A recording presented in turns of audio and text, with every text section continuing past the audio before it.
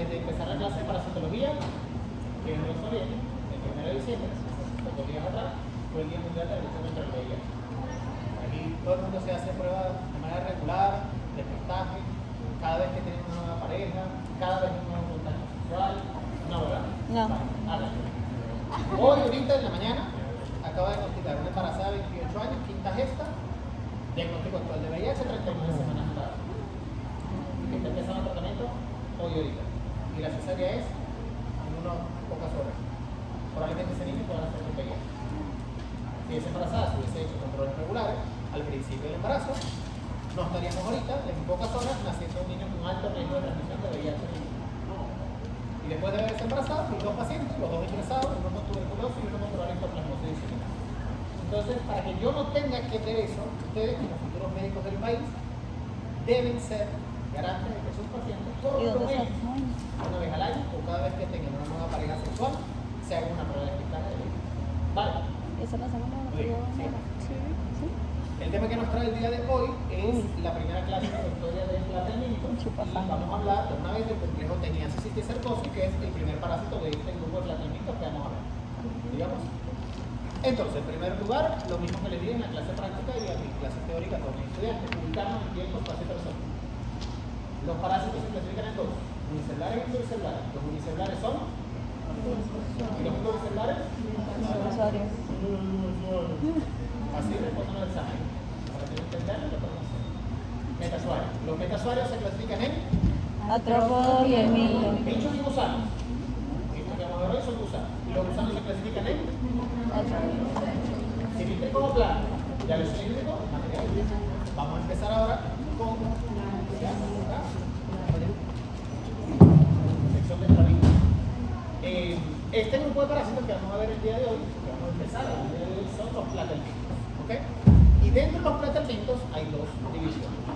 Los gusanos que parecen cintas, llamados cestos, que son el grupo que vamos a ver el día de hoy, y luego los que tienen forma de hoja o trematodes. Entonces, vamos a ver cuáles son las diferencias entre los nematodos, que ya los conocemos, y los platelmintos, que son los que vamos a empezar a ver hoy. Cilíndricos, no digan redondos, porque no son redondos, son cilíndricos. Cuando hay corte axial, pues se ven redondos, pero realmente son cilíndricos. Mientras que los platanmitos son aplanados. Este tienen sexos separados, es decir, son dioicos, y estos, en su mayoría, son hermafroditas. Si estos tienen sexos dioicos, o sea, son separados, y el tipo de reproducción de estos gusanos es sexual, si estos son hermafroditas, ¿qué tipo de reproducción van a tener? Asexual. ¡No! El hermafroditismo es un tipo de reproducción sexual, y es ahí donde se cae. Les explico. Fisión binaria es un tipo de reproducción asexual. ¿Sí? El hermafroditismo no significa que la reproducción sea sexual, sino que un mismo organismo tiene dentro de su estructura tanto aparato reproductor masculino como femenino. Es decir, existe huevo y espermatozoide que se fusionan para formar la descendencia. ¿Ok? Entonces, primer concepto erróneo. Hermafroditismo no implica reproducción asexual. El hermafroditismo es reproducción sexual en un mismo individuo. Ok. Los nematos tienen cutícula, los platanmitos tienen tegumento. Estos tienen cavidad celómica, allá no hay cavidad celómica. Este se nutre a través del sistema digestivo completo, es decir, absorbe nutrientes por la boca, pasa a través del intestino y es evacuado. Acá no hay todo el tipo. Aquí es simplemente nutrición a través del tegumento. El tegumento es entonces una estructura de soporte, de estructura del parásito, pero además actúa como una barrera que le permite la absorción de nutrientes del medio y la expulsión de toxinas a través del tegumento. ¿De acuerdo? Es como si la piel fuese el intestino, digamos. Ok, de los cestos que vamos a estudiar, tenemos los dos primeros, que se vamos a hablar el día de hoy, pero curiosamente, a pesar de ser dos parásitos, vamos a ver tres enfermedades. Vamos a ver con qué se come eso. En la clase de la 1 de la tarde van a ver el siguiente parásito que es hiperlético, con la profesora Fabiola. ¿Sigamos? Muy bien. Entonces, ¿qué cosas adicionales tenemos que saber de los cestos? ¿Cuáles son las partes que los constituyen? ¿Ok? Entonces, las tres partes que los constituyen es el escólex, no se llama cabeza, se dice escólex, y el escólex es una estructura que contiene los órganos de fijación, no es una boca. Tiene ventosas, tiene gancho, tiene rostero, que lo que le van a dar es dar adhesión, o fijarse a la pared intestinal. pero no funciona como boca, porque como les dije, el aparato de nutrición es el tegumento. No tiene boca, no tiene esófago, no tiene intestino, no tiene ano. ¿Ok? Luego viene el cuello y por último el estróbilo. El estróbilo no es más que una secuencia de unidades seguidas una detrás de otra que se llama el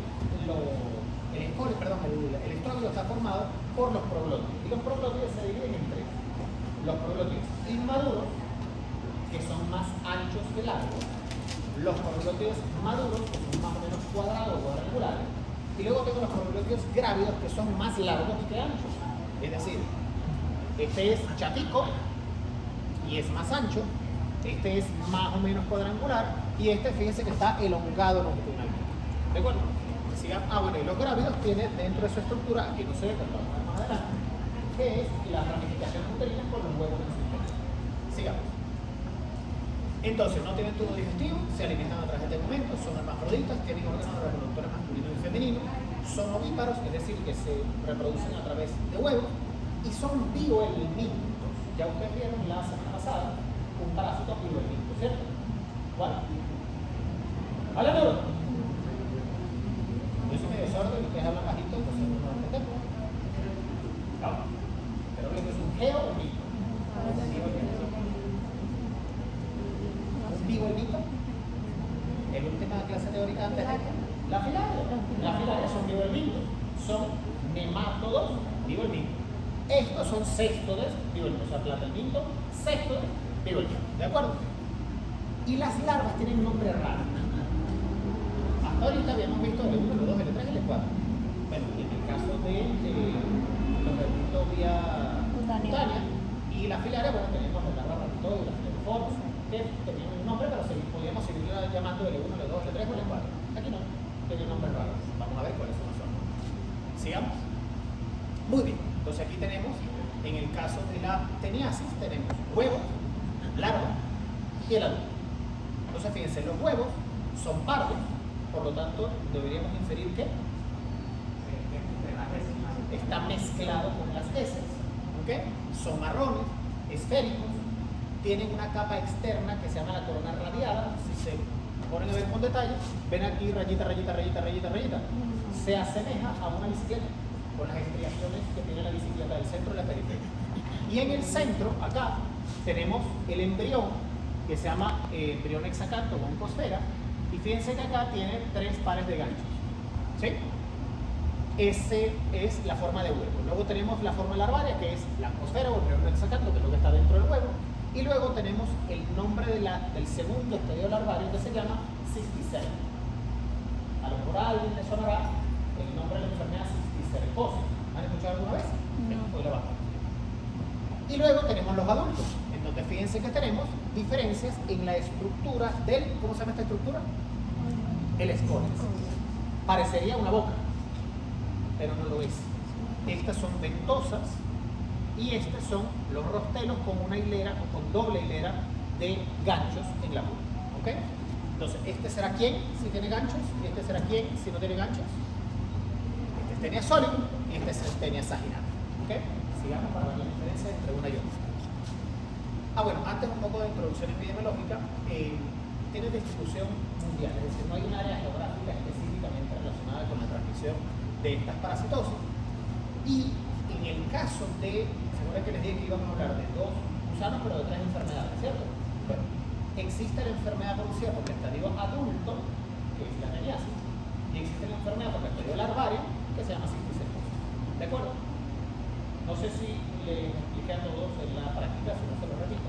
Cuando el nombre de la parasitosis adquiere el nombre del género del parásito, la enfermedad es producida por el gusano. Es decir, teniasis es el adulto que está dentro de la tribu. Cisticercosis es el nombre de la larva. Entonces la enfermedad producida por el estadio larvario. Es por eso que vamos a ver diferentes enfermedades de un mismo parásito. La enfermedad por el estadio adulto se llama teniasis y la enfermedad por el estadio larvario se llama cisticercosis. ¿Ok? Entonces, ¿cuál es la epidemiología de la teniasis? La ingesta de carne cruda. Porque cuando vamos a ver el ciclo de vida lo entenderemos mejor. Y en el caso de la cisticercosis es la contaminación de agua o alimento con heces humanas que contienen los huevos. ¿Okay? Hay algunas culturas, religiones o hábitos que puede tener algún grupo de personas que se asocie con mayor riesgo de desarrollo de alguna de estas enfermedades. Por ejemplo, si yo les estoy diciendo que la teniasis ocurre con la ingesta de carne cruda, ¿existe alguna cultura, zona o alguna costumbre de comer carne cruda? Por ejemplo, carne cruda, ¿alguna otra? Sí, pescado crudo. ¿Qué más? Salgámonos del continente asiático.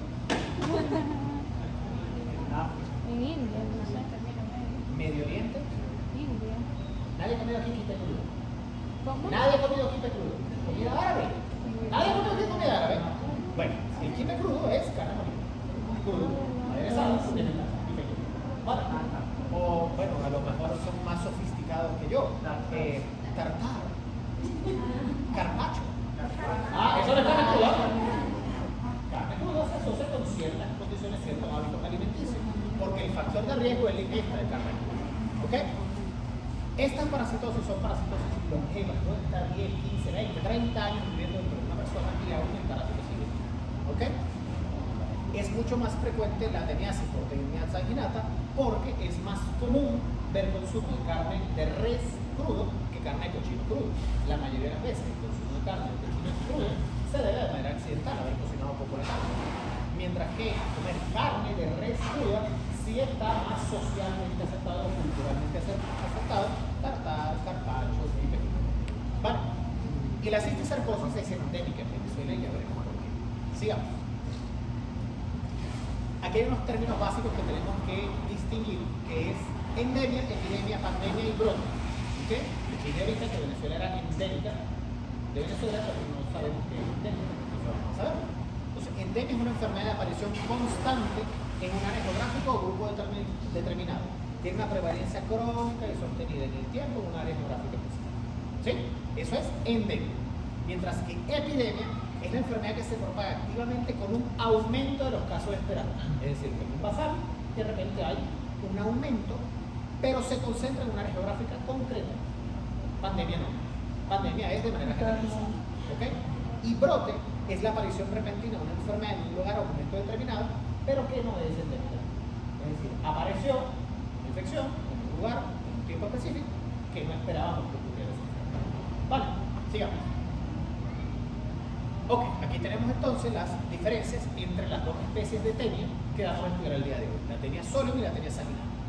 Fíjense la longitud de estos parásitos, 1,5 a 8 metros de longitud en el caso de la solium y hasta 25 metros de la especie más larga encontrado de tenia solium. Hasta ahorita veníamos hablando de parásitos así, o bueno, en el áscaris de 30 o 40 centímetros, pero no estábamos hablando de 25 metros. Cuando tengan la actividad práctica van a encontrarse unos frascos de mayonesa con botes grandotes que tienen una especie de tallarines enrollados de este tamaño. Esos son ejemplares de tenia. ¿Ok? Entonces la diferencia entre la tenia solium y la tenia sanguinata, que es lo que les comentaba previamente, es que a pesar de que aquí hay 4 ventosas, fíjense que tiene una estructura que se llama rostelo y tiene una doble hilera de gancho, cosa que no tiene tenia sanguinata. ¿Ok? La forma del escólex es más pequeña, mientras que la sanguinata tiende a ser más ancha o cuadrangular. ¿Okay? La tenia solium, como les decía, es más pequeña, tiene entre 700 a 900 proglótides y la sanguinata puede tener 1000, 2000 o más. Mientras más larga es la tenia, más cantidad de proglótides tiene en su interior. Esta tiene el cuello cortico y aquí el cuello es largo.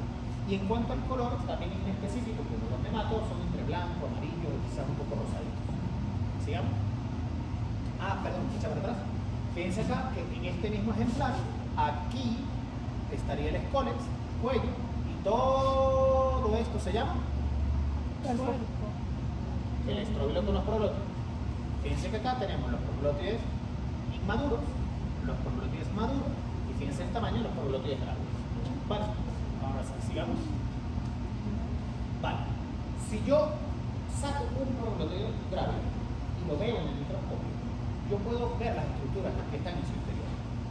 Pero todo es blanco, amarillo, transparente, rosado.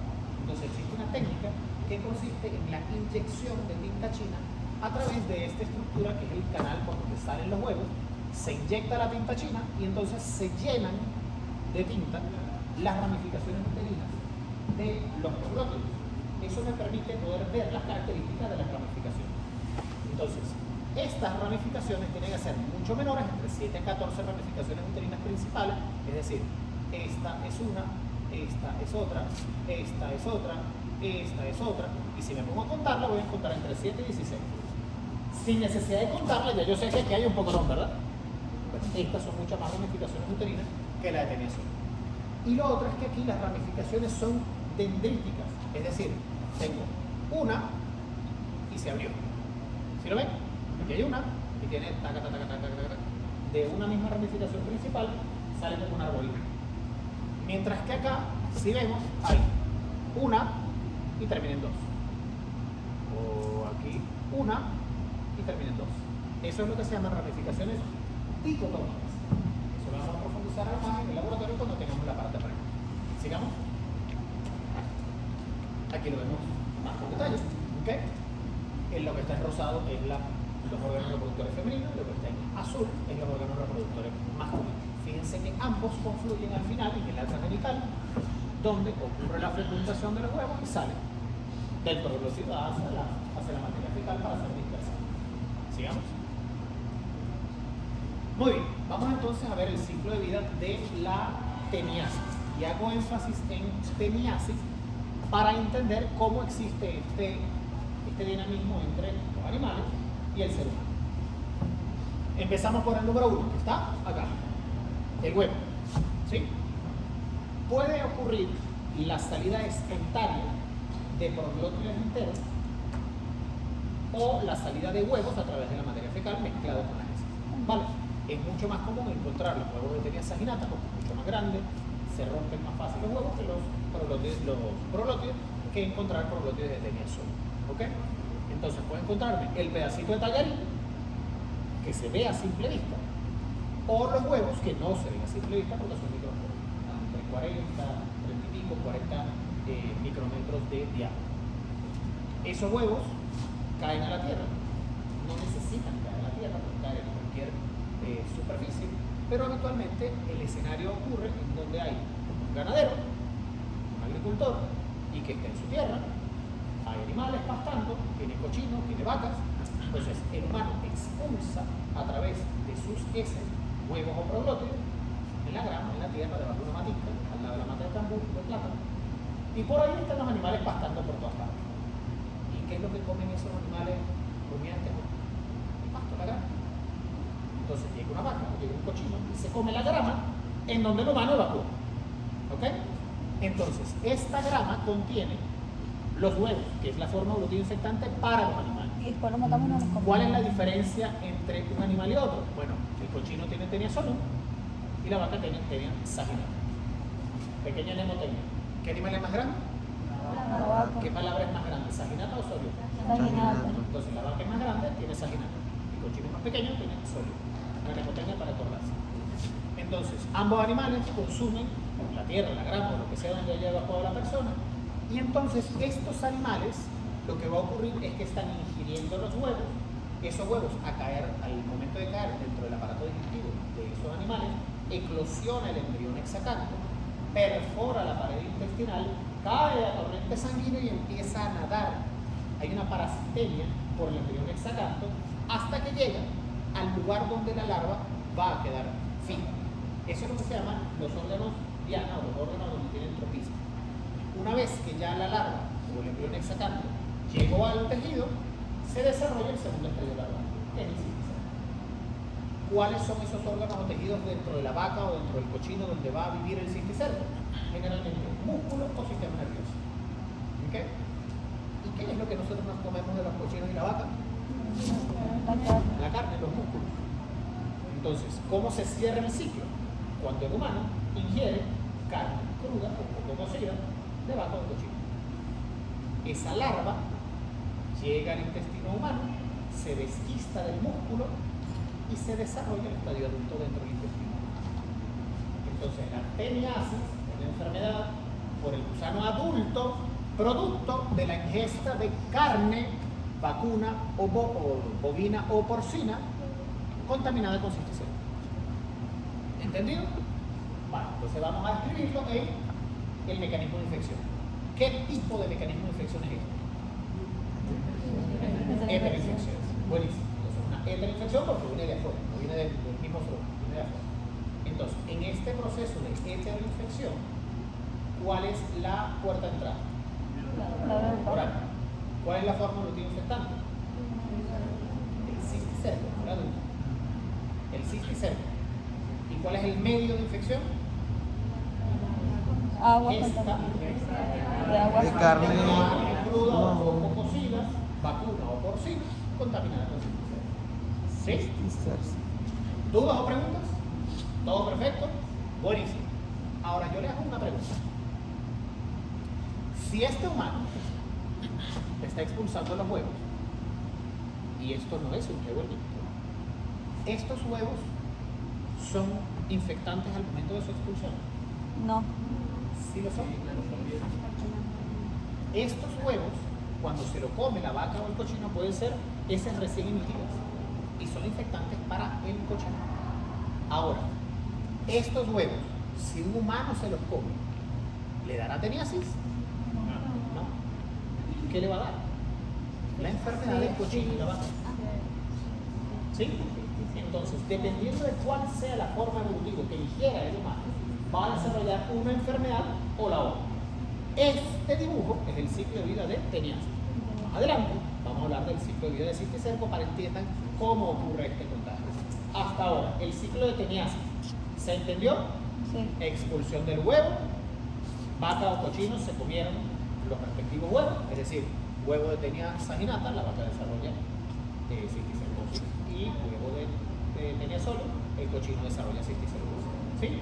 Si una vaca se come un huevo de tenia solo, no le pasa nada. Si un cochino se come un huevo de tenia saginata, no le pasa nada.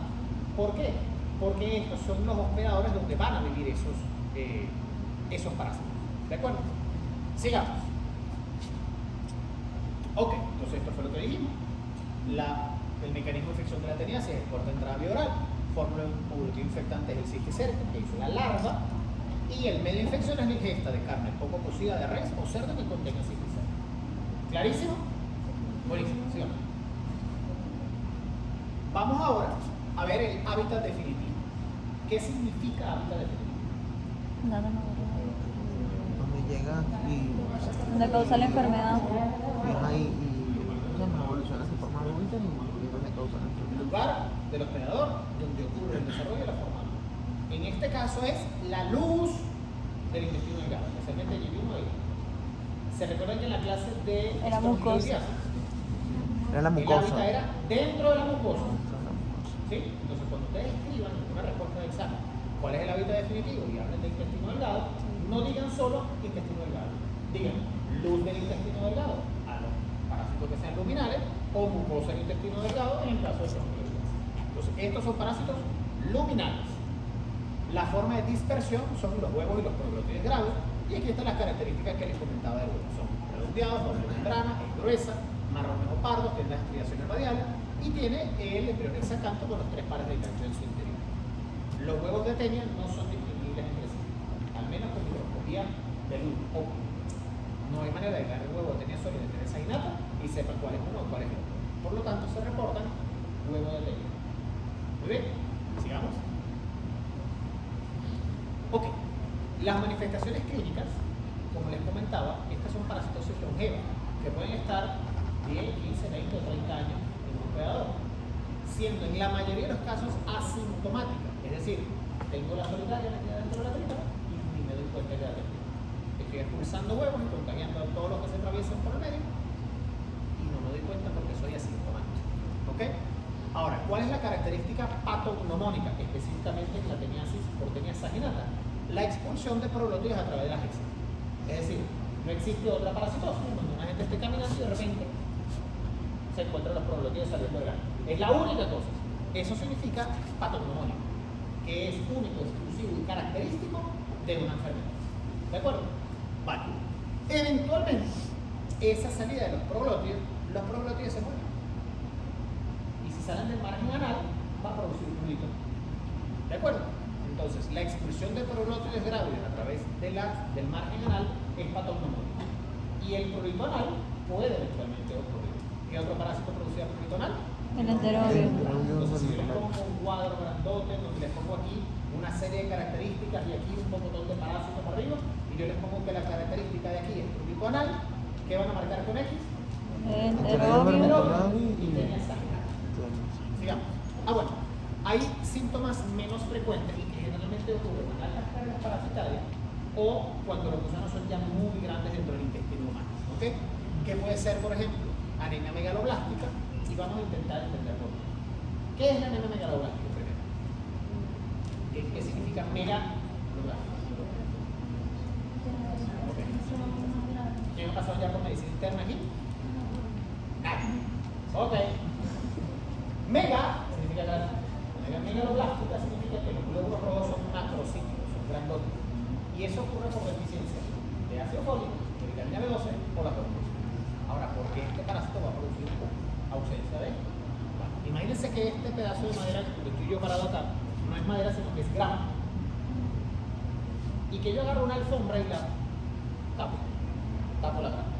Al cabo de cuánto tiempo, ¿qué va a pasar con esa grama que está debajo de la alfombra? Va a crecer. Se muere, se seca. No le llega luz, no le llega agua, está tapada, se muere. Vale. Imagínense entonces un gusano de 25 metros de largo, que es como una alfombra larga, grandotota, tapizando internamente la luz del intestino. El intestino tiene microbiosidades intestinales y las vellosidades, ¿cierto? Es como si fuera la grama. Entonces, si esa grama, el parásito, la aplasta, se atrofia. No hay superficie de absorción. Si no hay superficie de absorción, no hay manera de absorber nutrientes. Y yo les dije que el hábitat definitivo es el yeyuno híbrido. Resulta que en el yeyuno es donde la vitamina B12 se fusiona con el factor intrínseco que está en el estómago y se absorbe en la mucosa intestinal del yeyuno. Si el parásito está tapizando el yeyuno, ¿dónde se va a absorber?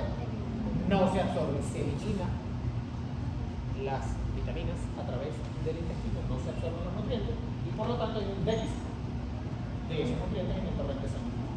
¿Se entiende ahora por qué ocurre la anemia megaloblástica? Buenísimo. Síndrome de mala absorción intestinal por la misma causa.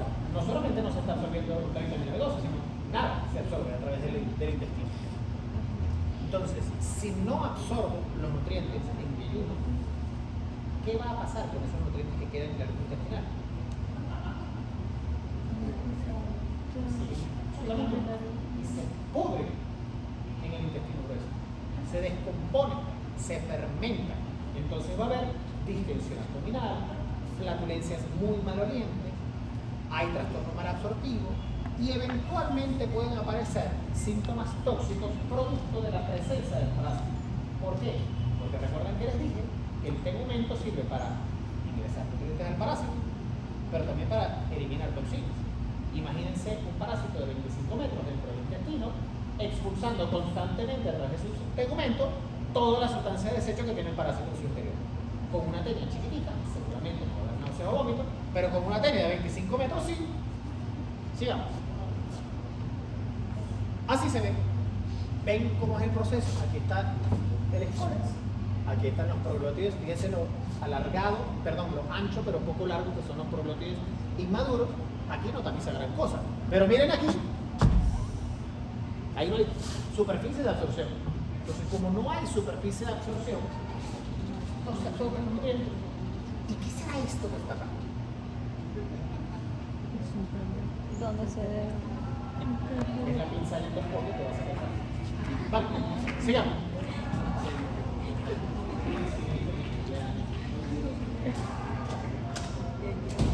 Vale. Entonces, ¿cuál es el factor epidemiológico de riesgo para la teniasis? Consumo de carne mal cocida de res o cerdo. Ganadería con pobre control veterinario o sanitario. Esto es lo que los carniceros o los ganaderos llaman la carne perlada. Y se llama perlada porque esto que están viendo acá son las larvas, cisticerco, metidas dentro de las capas musculares de la carne de res o de cochino. ¿Se imaginan comer esa carne así? Nadie en su sano juicio agarra un bistec, lo corta y se lo come con esos pedazos blancos allí. Ah, pero si es carne molida. No se ve.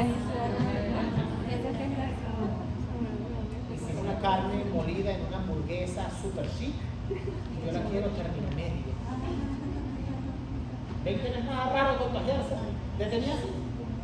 Cualquier persona que haya comido una carne término medio se la está comiendo Y resulta que para que este larva que esté acá se muera, tiene que estar a 70 grados centígrados o más. Es decir, no terminó. Entonces, la carne perlada o la identificación de carne perlada carne quemada. debe significar el desecho de la carne. No es apta para consumo humano. La mala disposición de excretas humanas es el factor de riesgo epidemiológico para que los ganados se infecten de cisticercosis. ¿Okay? Ahora, ¿ustedes creen que esto ocurra de manera generalizada en un galpón cerrado, industrializado, máquinas y no sé qué? No, porque esos ganados ni siquiera pastan. Es decir, el lugar donde habitualmente ustedes van a ver contagio de la ganadería es en sitios rurales, en donde está un ganadero con 4 o 5 vacas, no hay placa, no hay sistema de aguas potables ni aguas negras. Entonces el ganadero hace pupú donde le dieron ganas de hacer pupú y la vaca sigue pastando en el mismo lugar donde el ganadero se pupú. El ganadero dirá, bueno, pero si la vaca hace allí, yo también puedo hacer allí, porque eso nutre la tierra.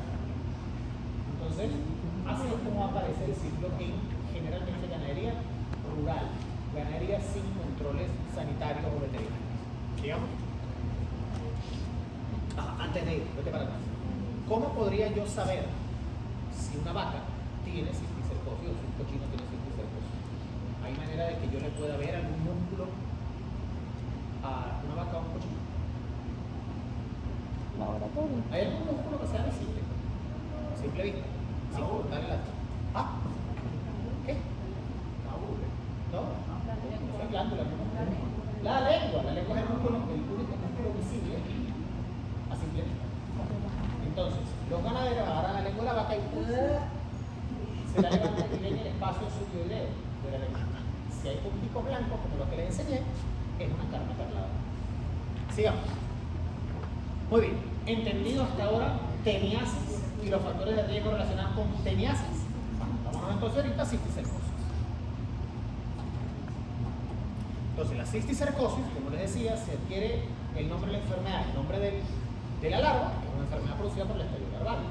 ¿Qué otros parásitos hemos visto hasta ahorita, en todo lo que va de materia, de una enfermedad causada por el estadio larval?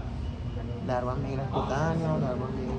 La estoquilidiasis puede producir una fase de migración larval. ¿Qué más? Larvas migras Por excelencia, una enfermedad por estadio larval. De hecho, el nombre de la enfermedad es larva migra visceral. ¿Qué más? Larva migras ocular, larva migras cutánea. La larva migra cutánea por anquilostornidios zoonóticos. ¿Ya? La larva ocurre por estromiloides, sí. Y se olvidaron de Axel. Fíjense, lleven la materia al día. Sepan cuáles son aquellos parásitos cuyas larvas pueden generar manifestaciones. Todo parásito que pase por pulmón va a tener una enfermedad por el estadio larval. ¿Ok? Entonces, la enfermedad ocasionada por el cisticerco se llama cisticercosis. Cuando ustedes vayan a leer cisticercosis, espero que lo hagan, van a encontrarse en algunas literaturas que le dan un nombre al cisticerco como si fuese un género y especie solo. Entonces, le llaman cisticerco celulosa y cisticercos bovis al cisticerco de la tenia solium y cisticerco de tenia saginata. Eso no es correcto. ¿Por qué? ¿Cómo te llamas tú? José. ¿José qué? Se le olvidó el apellido. ¿Qué? José Rengel. José Rengel. Cuando tú naciste, ¿cómo te llamabas? No tenía nombre. ¿Ahorita cómo te llamas? José. Y cuando tengas 90 años, ¿cómo te vas a llamar? José. José. ¿Sí? Si lo llevamos a nombre científico, ¿cuál es tu género? Y por favor, no me digas masculino o femenino. ¿Cuál es tu género como especie? Humano. ¿Cuál es el género y la especie de tu ser vivo? Homo sapiens. Homo sapiens. Entonces el Homo sapiens nace Homo sapiens, crece Homo sapiens y muere Homo sapiens. Entonces no es correcto taxonómicamente decirle un nombre científico distinto a la larva del parásito que se llama Tenia solium, ni un nombre científico distinto a la larva de Tenia saginata. Entonces, no sigan esa maña, simplemente llámenlo el cisticerco de Tenia solium y el cisticerco de Tenia saginata. ¿De acuerdo? Sigamos. Vale, esto que estamos viendo aquí Es lo mismo que veíamos del ciclo de la teniasis, ¿cierto? Sí. Solo que aquí está una vaca dibujada.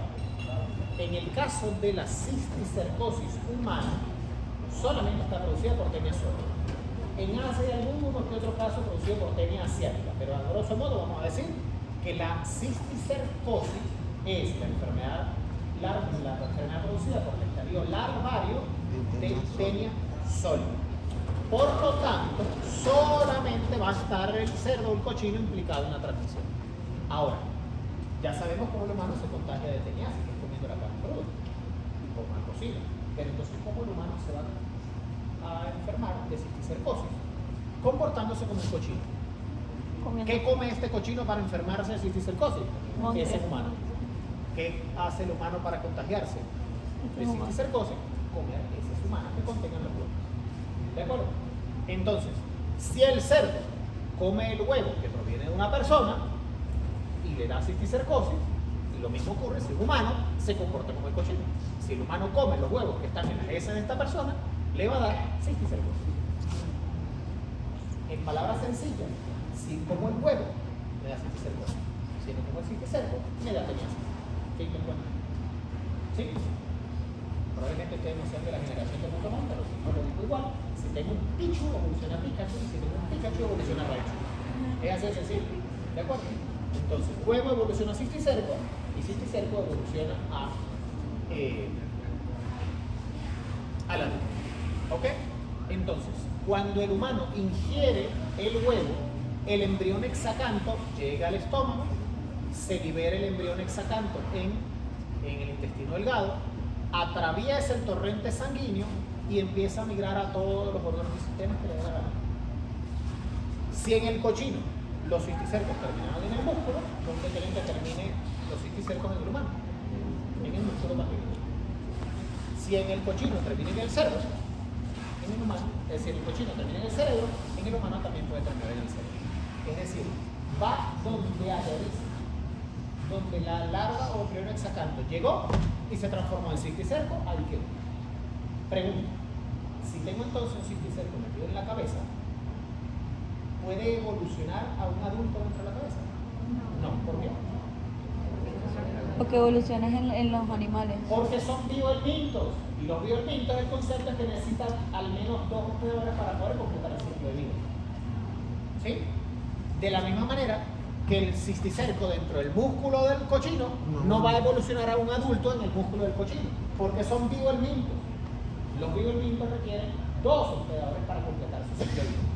1 y 2. 1 y 2. Ahora, de aquí, una persona con cisticercosis, ¿puede contagiar a otra?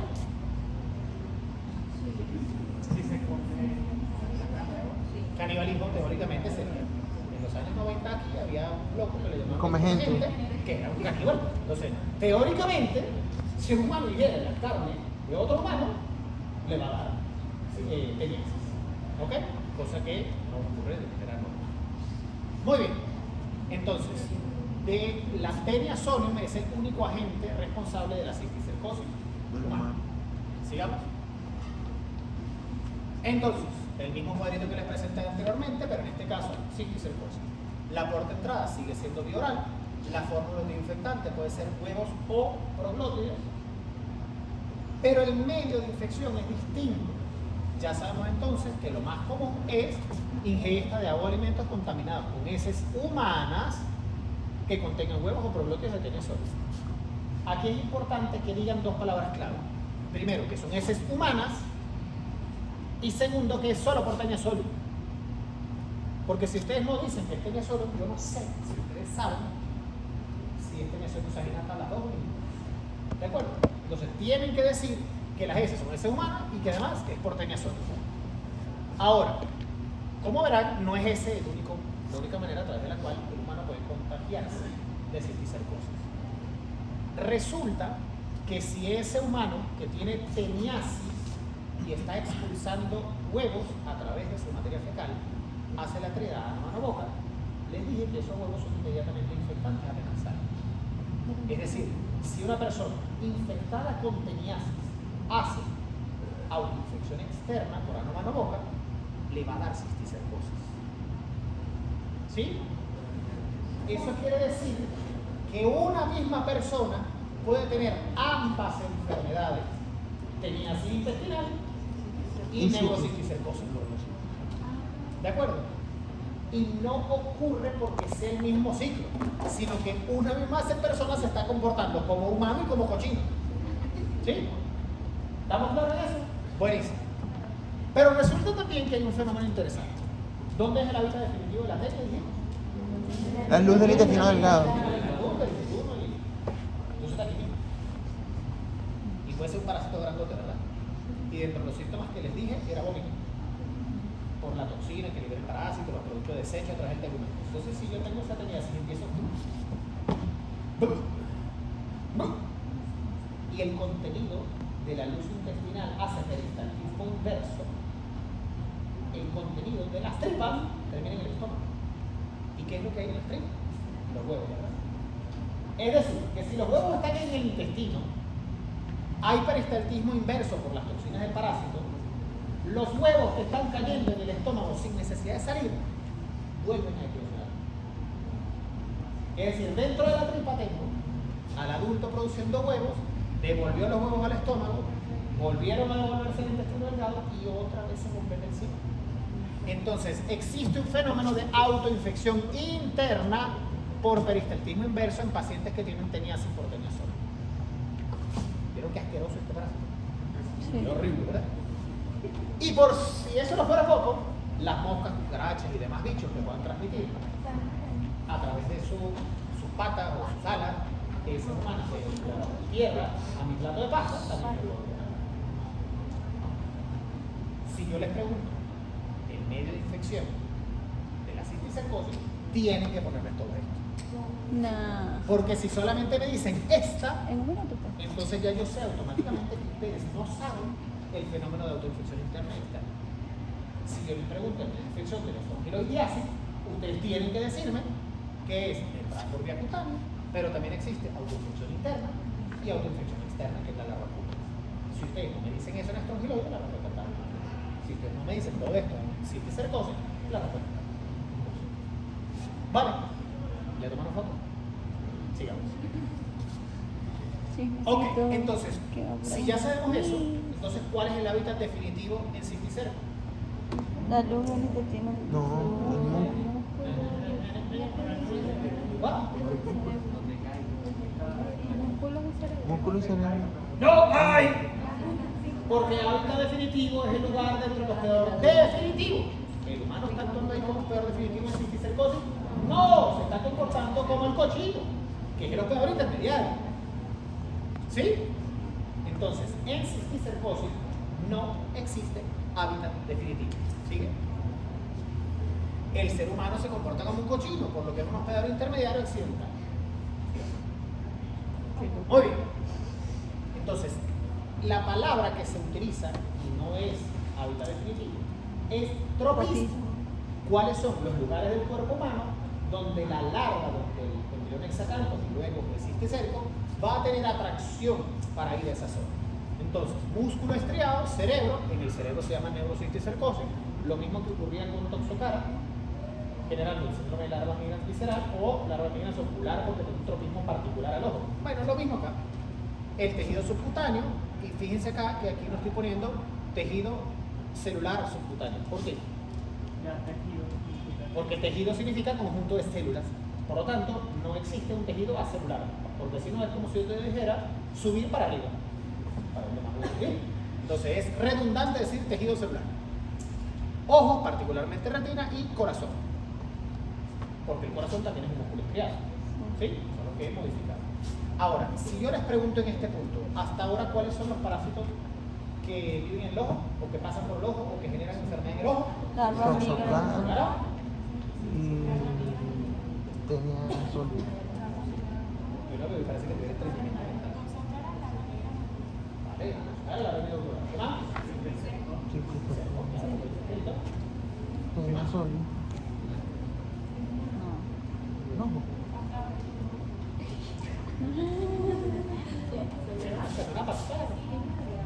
Las filarias mucosas que no llega al ojo, ceguera de los ríos. Entonces, hay una integración en la cabeza. Este ejercicio que les estoy haciendo, ¿cuáles son los parásitos cuya enfermedad es producida por verdad? ¿O cuáles son los parásitos que pasan por pulmón? ¿O cuáles son los parásitos que pasan por cerebro? ¿O cuáles son los parásitos que habitan en la luz del intestino delgado? Todas esas preguntas que les estoy haciendo son preguntas interesantes y las cuales deberían saber para alguna evaluación futura que llegue. Sigamos. Pregunta para Charlie. Vale. Entonces, las manifestaciones clínicas de la cisticercosis también en su mayoría son asintomáticas. Eventualmente puede producir dolores musculares, porque si tengo un poquito de larvas metidas en el músculo, cuando camino o flexiono o me muevo, puede haber dolor muscular. Síntomas de focalización neurológica. ¿Qué quiere decir esa frase? Si yo tengo un cisticerco aquí, a lo mejor voy a tener una pareja de izquierda. Pero si yo tengo un cisticerco aquí, a lo mejor voy a tener una cuadrantomasa de la izquierda. Si yo tengo un cisticerco aquí, voy a tener desinhibición y me voy a desnudar y voy a gritar y pegarle a todo el mundo. Es decir, el cerebro es como una central eléctrica. Si yo daño un interruptor, bueno, una zona específica en alguna zona va a quedarse sin luz. Y eso significa que esa manifestación es producto del daño tal en específico. Bueno, el cerebro tiene muchas áreas que controlan muchas cosas distintas. Entonces, dependiendo del lugar donde se aloje el cisticerco, va a haber manifestaciones clínicas tan distintas y variadas como síntomas neurológicos pueden existir. Entonces, no tiene mucha utilidad que ustedes aquí empiecen a decir, monoparesia del brazo derecho, monoparesia del brazo izquierdo, monoparesia de la pierna derecha, monoparesia de la pierna izquierda, alteraciones de la lengua a la derecha, alteraciones de la lengua a la izquierda. No sirve, ¿verdad? Porque es absurdo. Entonces, todos esos síntomas que lo que traducen es una alteración neurológica focal en un sitio específico del cerebro, se llama síntomas de focalización neurológica. ¿Estamos claros?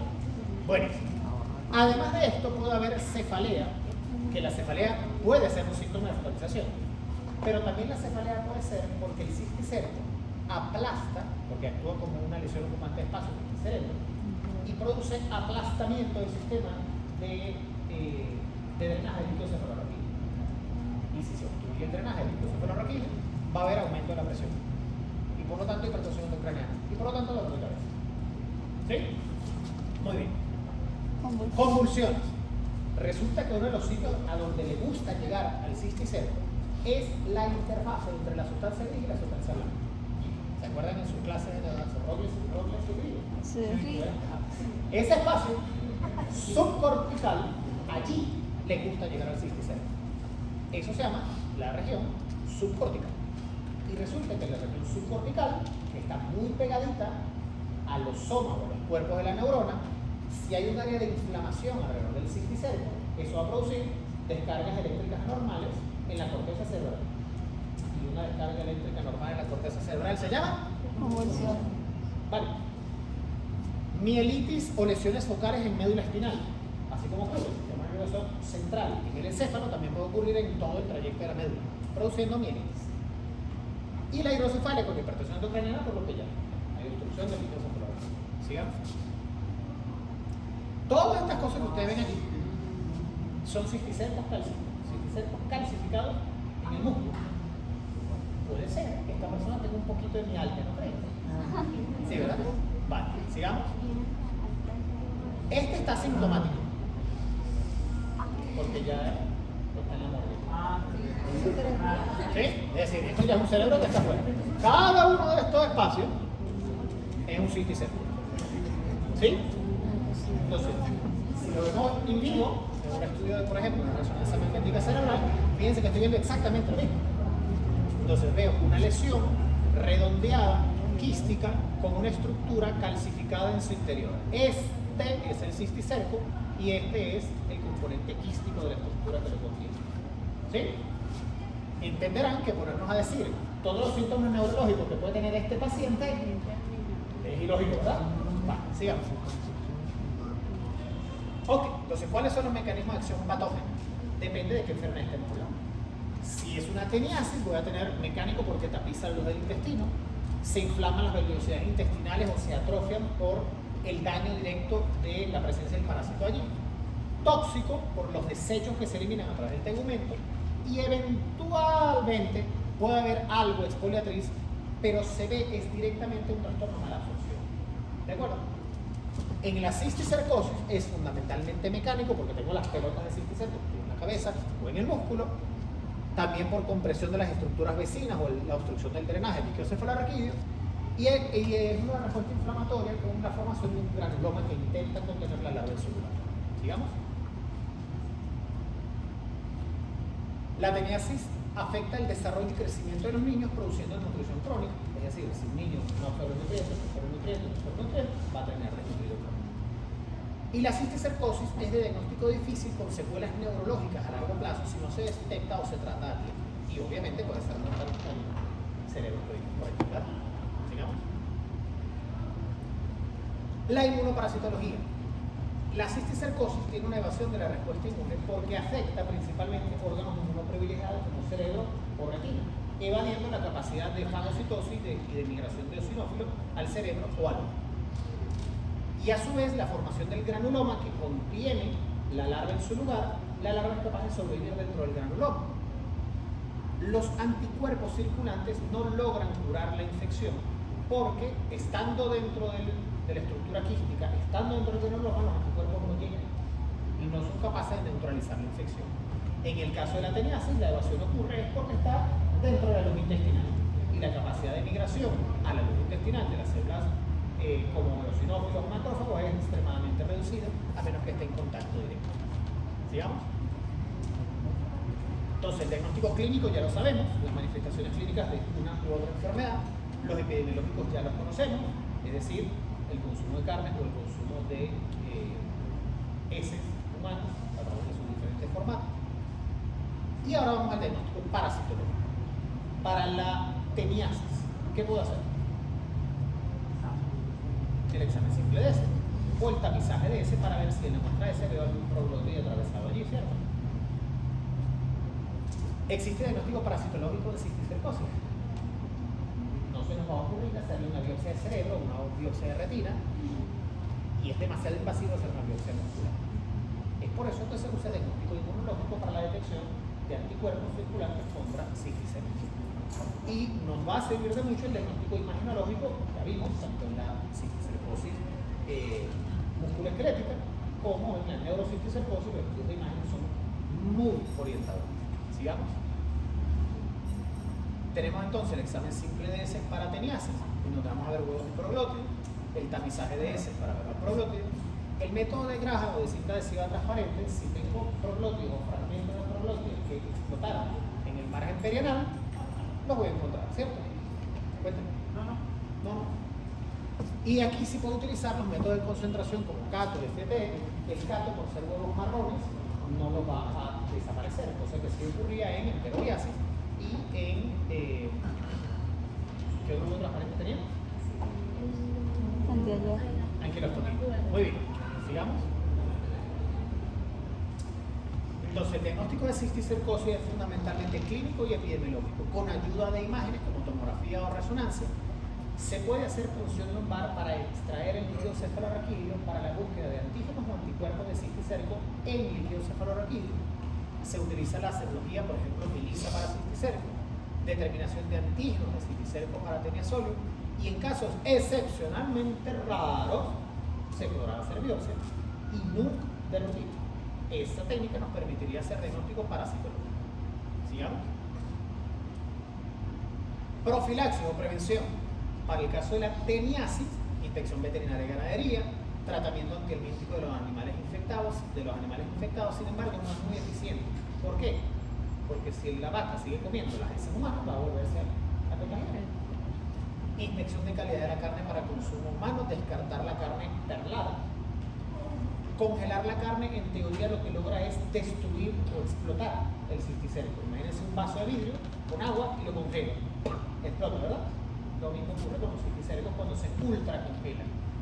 Un congelador de casa doméstico común no lo hace. Son los ultracongeladores industriales. ¿Okay? Cocción adecuada de la carne, que eso sí logra eliminar las larvas. Adquisición de carne en sitios de calidad certificado o regulada, cosa que por ejemplo hacen en Israel, la carne kosher, que tienen también un plano similar al kibbutz de la comida árabe. Y educación sanitaria, es decir, ganadero, por favor, no hagas tu cubo en el campo que tus vacas o tus cochinos pastan. Sigamos. Para cisticercosis, lavado de los alimentos, higiene en la preparación de los mismos, consumo de agua potable, erradicación de vectores mecánicos, educación sanitaria, investigación de casos de teniasis en el núcleo familiar. Es decir, si yo tengo cisticercosis, es porque comí huevos de tenia de algún lugar.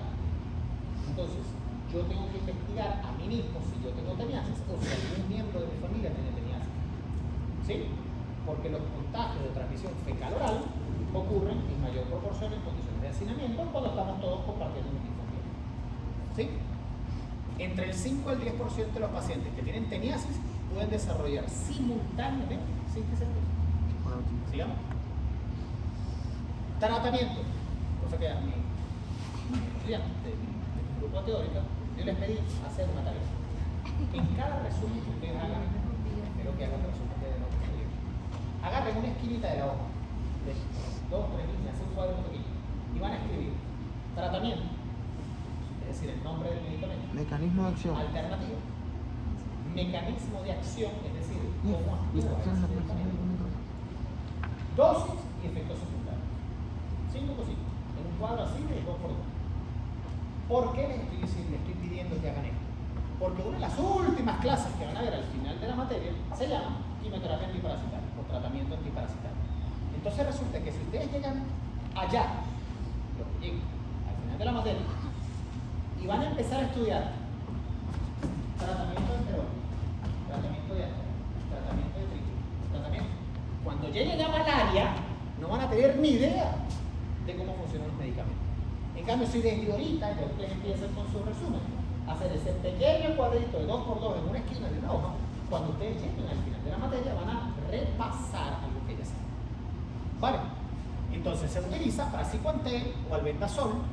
Se prefiere en general praziquantel para sexto versus albendazol, pero resulta que el albendazol llega bien al cerebro, entonces a veces se puede utilizar como tratamiento de neurocisticercosis.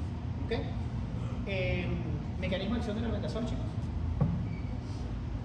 Strike. No, que paralizón. Preguntas. Ajá. Sigue lo siguiente. Sí, utilizaba la Empecé. proteína tubulina Para conocer de los el infector, microtúbulos. dedico mi vida a la atención de pacientes con VIH todos los días. El 80% de mi ejercicio como médico está dedicado exclusivamente a los pacientes con SIDA. Podemos trabajar juntos para controlar esta epidemia, simplemente con igualdad, medidas de prevención como PrEP, condón, detección temprana Ya, y no te muevas. confianza No te muevas. en la calle. Gracias.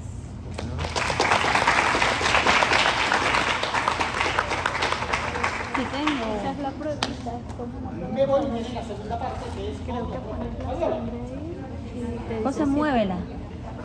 Mira.